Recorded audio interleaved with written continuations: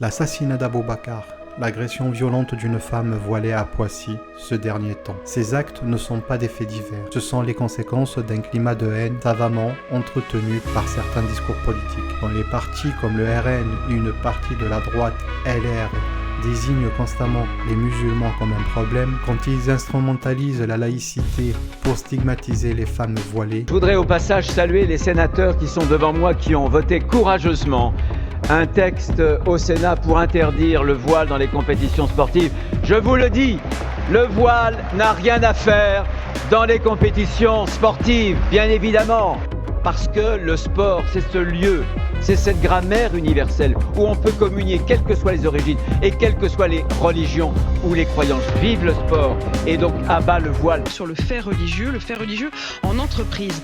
Ce n'est plus un tabou et c'est même de plus en plus toléré, notamment chez les jeunes et les jeunes collègues. Près de la moitié des 18-25 ans disent aujourd'hui trouver acceptable que l'on puisse refuser de s'asseoir là où une personne de l'autre sexe s'est assise. Près de la moitié des 18-25 ans disent trouver acceptable de refuser de rentrer en contact avec des clients d'un autre sexe. Est-ce que ça ne veut pas dire qu'au fond, désormais, pour les jeunes, la question de la pratique rigoriste, religieuse, ça fait partie du paysage, y compris dans les entreprises? J'ai vu ce sondage et il m'a glacé le sang. J'ai suscité une petite polémique il y a quelques semaines en indiquant que Karim Benzema était un compagnon de route de l'idéologie islamiste. Je maintiens mes propos.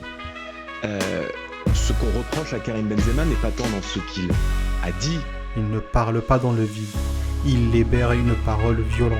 Et pire, il légitime les passages à l'acte. Le Conseil français du culte musulman, Jean-Philippe Tanguy, dénonce les conséquences dramatiques de la banalisation et de la médiatisation de la haine anti-musulmane. C'est une réalité, ça ? Non, je ne suis pas d'accord. J'ai entendu le discours du représentant du culte musulman hier lors de la manifestation. J'ai trouvé ce discours totalement déconnecté de la réalité française. Il n'y a pas de discours contre les musulmans. Ce n'est pas une question d'opinion, c'est une question de responsabilité. Les mots ont un poids, les discours ont des conséquences. Quand la haine devient un argument électoral, la violence suit. Et ce sont toujours les mêmes qui en payent le prix.